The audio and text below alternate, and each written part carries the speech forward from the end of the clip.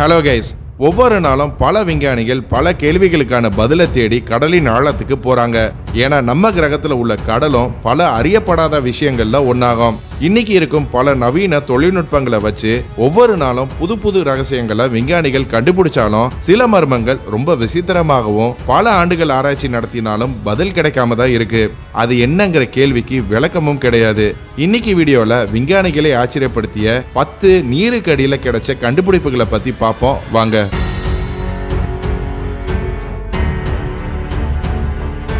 இந்த வீடியோ நிறைய இன்ட்ரெஸ்டிங்கான விஷயங்களை பத்தி பேச போகுது. ஸோ இதை மறக்காம உங்க ஃப்ரெண்ட்ஸ் அண்ட் ஃபேமிலிக்கு ஷேர் பண்ணுங்க. புது வியூவர்ஸ் நம்ம சேனல் இன்னும் சப்ஸ்கிரைப் பண்ணலைன்னா இமிடியேட்டா சப்ஸ்கிரைப் பண்ணுங்க. பக்கத்திலே உள்ள பெல் ஐக்கனையும் பிரஸ் பண்ணுங்க. அப்பதான் நம்ம போடுற புது வீடியோஸ் உங்களுக்கு நோட்டிஃபை ஆகும். 10ஆவதா 52 கைகள். கைஸ், அக்டோபர் 2018 ஆண்டு சீனா ரஷ்யா பார்டருக்கு பக்கத்துல சைபீரியாவை ஒட்டிய அமுர் நதியில சில பேர் மீன் பிடிச்சுக்கிட்டு இருந்தாங்க. சில மீனவர்களுக்கு ஒரு சாக்கு பை கிடைச்சது. அதுல என்ன இருக்குன்னு ஆர்வமா பார்த்த மீனவர்களுக்கு ஒரே அதிர்ச்சி. ஏன்னா அந்த சாக்கு பைக்குள்ள 52 துண்டிக்கப்பட்ட கைகள் இருந்தது. சில கைகள்ல மெடிக்கல் பேண்டேஜ்கள்னால சுற்றப்பட்டு இருந்தது. இத பத்தி மீனவர்கள் உடனே போலீஸ்க்கு தகவல் கொடுத்தாங்க. போலீஸ் இந்த கைகள்ல சிலதுகளை எடுத்து பிங்கர் பிரிண்ட் மேட்சிங் செஞ்சாங்க.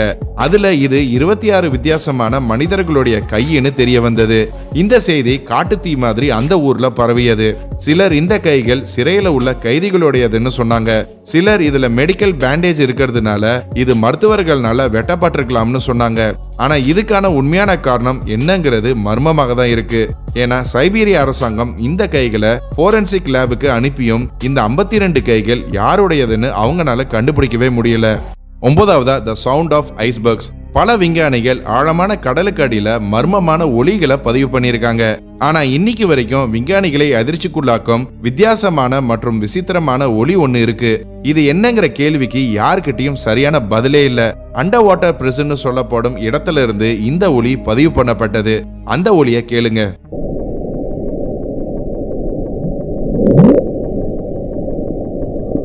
National oceanic and atmospheric administration 1997 ஆண்டு பெசிபிக் கடல் பகுதியில நீருக்கடியில எரிமலை செயல்பாடு பத்தி சில ஆழ்கடல் ஆராய்ச்சிகளை நடத்திக்கிட்டு இருந்தாங்க.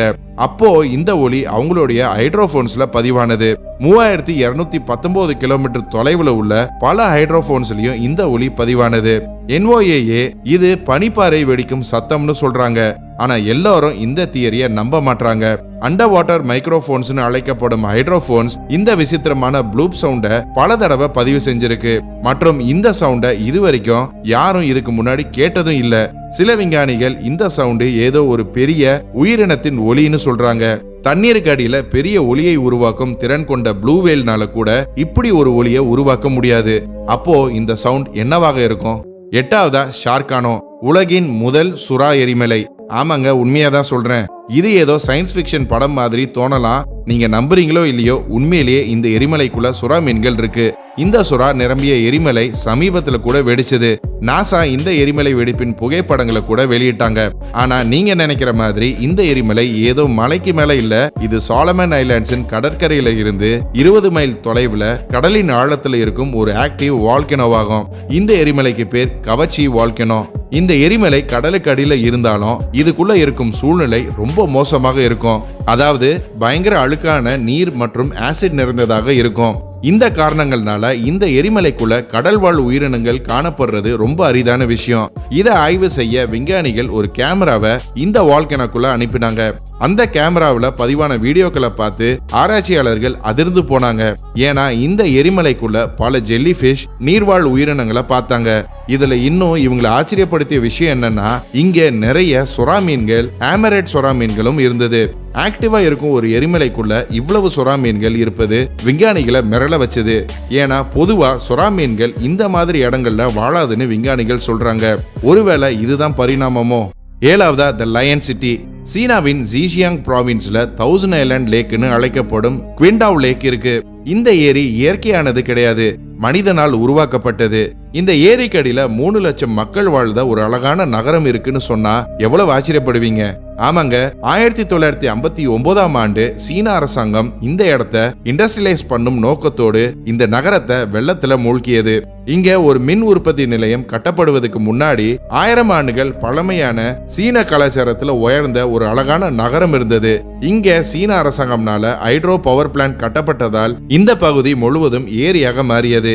இங்க இருந்த 3 லட்சம் மக்கள் வேற ஒரு இடத்துக்கு மாற்றப்பட்டாங்க. மேலும் இந்த நகரம் படிப்படியா முழுமையா தண்ணீருக்கு அடியில போனது. இருந்தாலும் இந்த ஏரிக்கடியில இருக்கும் நகரம் அப்படியே இருக்கிறதுனால அது ஒரு ஃபேமஸ் அண்டர் வாட்டர் மியூசியமாக மாறி இருக்கு. 131 அடி ஆழத்துல இருக்கும் இந்த நகரத்தை பார்க்க அனுபவம் வாய்ந்த டைவர்ஸ்க்கு மட்டுமே பார்வையிட அனுமதி கொடுக்கப்படுது.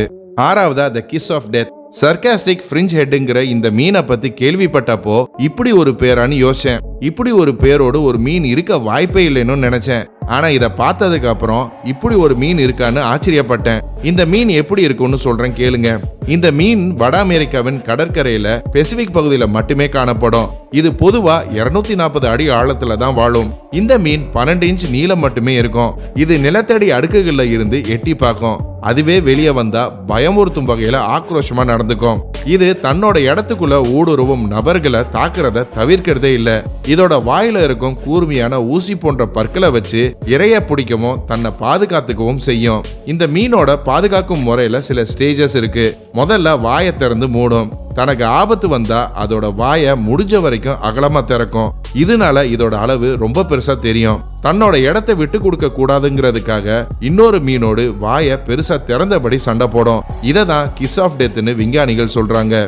5வதா கோஸ்ட் சோவியத் சப்மெரின். 2015ஆம் ஆண்டு ஓஷியன் எக்ஸ் நிறுவனத்தை சேர்ந்த 2 மெரைன் ஸ்வீடிஷ் டைவர்ஸ் மத்திய ஸ்வீடனின் கிழக்கு கடற்கரைக்கு பக்கத்துல உள்ள கடலின் ஆழத்துல மிகப்பெரிய சப்மெரின் புதைஞ்சு கிடப்பதை கண்டுபிடிச்சாங்க. இந்த மர்ம சப்மெரினை பத்தின விசாரணை தொடங்கியப்போ இந்த சப்மெரின் அன்றைய சோவியத் யூனியனுக்கு சொந்தமானதுன்னு தெரிய வந்தது. இது மே 18, 1916ஆம் ஆண்டு முதல் உலக போரின் அப்போ ராணுவ வீரர்களுடனும் பல ஆயுதங்களோடும் மூழ்கியது தெரிய வந்தது. இந்த சப்மெரின் சுமார் 66 அடி நீளமும் 9.8 அடி அகலமும் இருந்தது. இத பத்தி ரஷ்ய அரசாங்கத்துக்கு தெரிவிச்ச ஸ்வீடன் அரசாங்கம் இந்த நீர்மூழ்கி கப்பல் இன்னும் பாதுகாப்பானதாக இருப்பதாக தெரிவிச்சாங்க. ஆனா இந்த நீர்மூழ்கி கப்பல்ல அதிக அளவு அபாயகரமான வெடிபொருட்கள் இருக்கிறதுனால இந்த கப்பலை மீட்க ரஷ்ய அரசாங்கம் பின்வாங்கியது. ஏன்னா நிபுணர்கள் இந்த நீர்மூழ்கி கப்பல்ல இருக்கும் வெடிபொருட்கள் பாதுகாப்பாக இருக்குமான்னு தெரியலன்னு கேள்விகளை எழுப்பினாங்க. ஒருவேளை அதை தொந்தரவு செஞ்சா அது மிகப்பெரிய பேரழிவை ஏற்படுத்தலாம்னு சொல்றாங்க. 4வதா லாங்கஸ்ட் சிஃபனோஃபோர். போன வருஷம் ஆழ்கடல் ஆராய்ச்சியாளர்கள் குழு ஒண்ணு மேற்கு ஆஸ்திரேலியாவின் கடற்பரப்புல சிஃபனோஃபோர்னு அழைக்கப்படும் இந்த நீளமான உயிரினத்தை கண்டு அசந்து போனாங்க. சிஃபனோஃபோர்ஸ் ஒரு தனி கடல் விலங்கு போல தோற்றமளிச்சாலும் இது உண்மையிலேயே பல சின்ன கடல் ஆர்கானிசம்ஸ் ஒன்னா இணைஞ்சு ஒரு காலனியை உருவாக்கி இப்படி வாழுது. ஏன்னா இந்த சின்ன விலங்குகள் தனியா இருந்தா அதோட சர்வைவல், அதாவது தனியா உயிரோடு வாழ்றது கடினம். அதனால இது மாதிரி ஒரு காலனியை உருவாக்கி ஒன்னா உயிர் வாழுதுங்க. இந்த ஃபார்மேஷன் இதுகளுக்கு ஜெல்லி ஃபிஷ் போன்ற தோற்றத்தை அளிக்குது. இந்த உயிரினத்தை வேற வார்த்தைகள்ல எப்படி விளக்குறதுன்னு விஞ்ஞானிகளுக்கு கூட தெரியாது. சரி, இந்த உயிரினத்திலேயே மிக நீளமான ஒரு சிஃபனோஃபோரை விஞ்ஞானிகள் கண்டுபிடிச்சாங்க. இதோட வெளிப்புற வளையம் சுமார் 155 அடி நீளம் இருந்திருக்கு.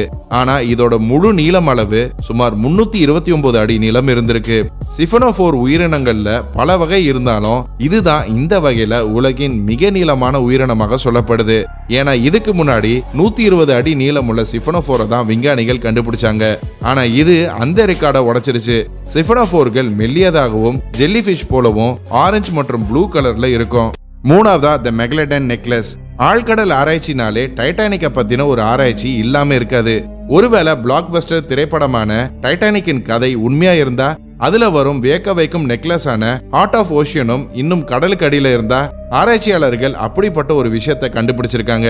அன்றைய காலத்துல டைட்டானிக் கப்பல் நவீன வசதிகளோடு த அன்சிங்கபிள் ஷிப்ங்கிற கதை நம்ம எல்லாருக்குமே தெரியும். துரதிருஷ்டவசமா இந்த கப்பலின் முதல் பயணத்திலேயே ஒரு பனிப்பாறை மேல முட்டி இது கடல்ல மூழ்கியது. இந்த கப்பலை பத்தின படம் கூட பெரிய பிளாக் பஸ்டர் ஆகவும் அன்றைய தேதிக்கு விலை உயர்ந்த திரைப்படமாக இருந்தது. இந்த படத்துல 2 இளம் ஜோடிகளுக்கு இடையில உள்ள காதல் கதையும் ஹீரோயினுக்கு உலகின் மிக விலை உயர்ந்த த ஹார்ட் ஆஃப் ஓஷியன்ங்கிற வைர நகையும் பரிசாக கிடைக்கும். ஜேம்ஸ் கேமரன் இந்த படத்தை உருவாக்கியதுல இருந்து பல ஆராய்ச்சியாளர்கள் இந்த கப்பலை பத்தின ரகசியத்தை வெளிக்கொண்டு வர ஆர்வம் காட்டினாங்க. அதுக்காக பல ஆழ்கடல் ஆராய்ச்சி செய்யும் நீர்மூழ்கி இயந்திரங்களையும் அனுப்பினாங்க. அட்லாண்டிக் கடலின் ஆழத்துல கிட்டத்தட்ட 112 வருஷத்துக்கு அப்புறம் டைட்டானிக் கப்பலின் இடிபாடுகளுக்கு நடுவுல ஒரு உண்மையான நெக்லஸ் கண்டுபிடிக்கப்பட்டிருக்கு. அது படத்துல வரும் ஹார்ட் ஆஃப் ஓஷன் கிடையாது. இது தங்கத்தாலும் மெகலடனின் பல்லையும் கொண்ட ஒரு நெக்லஸ். இது வைர நெக்லஸை விட விலை உயர்ந்ததுன்னு ஆராய்ச்சியாளர்கள் சொல்றாங்க. ஏன்னா மெகலடன் ஒரு ப்ரீ ஹிஸ்டாரிக் ஜெயண்ட் ஷார்க். இது அன்றைய காலத்துல கடலையே ஆண்டது. இந்த விலை உயர்ந்த நெக்லஸ் கிடைச்சாலும் இது டைட்டானிக்ல பயணம் செஞ்ச 2240 பயணிகள்ல யாருடையதுங்கிறது கேள்வியாக தான் இருக்கு. ரெண்டாவதா SS ரிச்சர்ட் மான்ட்கோமெரி. 2ஆம் உலக போரின் அப்போ அமெரிக்கானால கட்டப்பட்ட உலகின் மிகப்பெரிய சரக்கு கப்பலாக இது சொல்லப்படுது. ஆகஸ்ட் 1944ல சுமார் 1400 டன் மதிப்புள்ள வெடிப்பொருட்களையும் துப்பாக்கிகளையும் இந்த கப்பல் எடுத்துக்கிட்டு போனது. இந்த கப்பலை கடலோரமா நிக்க வச்சதுல இது கடல் அலைகள் காரணமா ஆழமில்லாத இடத்துக்கு கடல் அலைகள்னால தள்ளப்பட்டு மண்ணுல சிக்கியது. இதுல இருக்கும் ஆயுதங்களையும் வெடிப்பொருட்களையும் அகற்றுவதற்கு முன்னாடியே இந்த கப்பல் 2ஆக உடைஞ்சு நீர்ல மூழ்கியது. அது காலப்போக்கில் முழுமையா நீருக்கடியில போனது. இருந்தாலும் இந்த கப்பலுடைய 3 காலமை மட்டும் தண்ணீருக்கு வெளியில பார்க்க முடியும். இந்த கப்பல்ல இருக்கும் ஆபத்தான விஷயம் என்னன்னா இதுல இன்னும் இருக்கும் 1400 டன் வெடிப்பொருட்கள். ஒருவேளை இந்த கப்பல்ல இருக்கும் இந்த வெடிப்பொருட்கள் வெடிச்சா அது 1000 அடி நீர் மற்றும் குப்பைகளை 9800 அடி உயரத்துக்கு வானத்துல தூக்கி எறியும். மற்றும் இந்த அதிர்வு 16 அடி உயரம் உள்ள சுனாமி அலைகளை உருவாக்கும்னு சொல்லப்படுது. கடைசியா 1ஆவதா இஸ்ரேல் அண்டர் வாட்டர் ட்ரெஷர். இஸ்ரேலின் சிசோரியா நகரம் உலகின் மிக பழமையான நகரங்கள்ல ஒன்னாகும். இங்க இருக்கும் மத்திய திரை கடல்ல இருந்து அப்பப்போ நிறைய பழங்கால பொருட்கள் கிடைக்கும். 2015ஆம் ஆண்டு ஒரு டைவர் அசாதாரணமான விஷயம் ஒன்ன கண்டுபிடிச்சாரு. அவருடைய ஆழ்கடல் ஆராய்ச்சியின் அப்போ கடலோட படுக்கையில இருந்து ஏதோ பிரகாசமா இருப்பதை பார்த்தாரு. அத கொஞ்சம் தோண்டி எடுத்ததுல அது ஒரு நாணயம்னு தெரிஞ்சது. அதுவும் தங்க நாணயம். இந்த இடத்தை சுத்தி இருக்கும் மண்ணுல தேட ஆரம்பிச்சப்போ அவருக்கு மேலும் நாணயங்கள் கிடைச்சிருக்கு.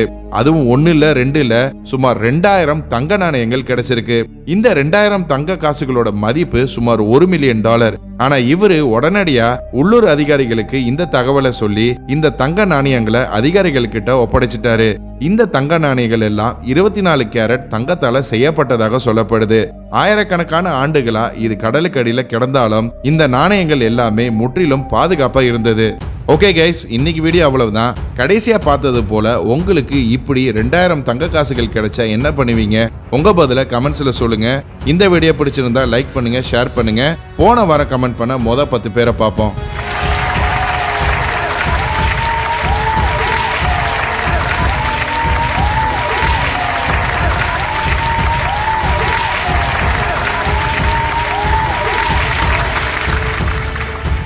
இன்னும் ஒரு இன்ட்ரெஸ்டிங்கான வீடியோவில் சந்திப்போம். மறக்காம நம்ம சேனலை சப்ஸ்கிரைப் பண்ணி உங்க ஆதரவை கொடுங்க. Until then, stay safe, signing off. நன்றி.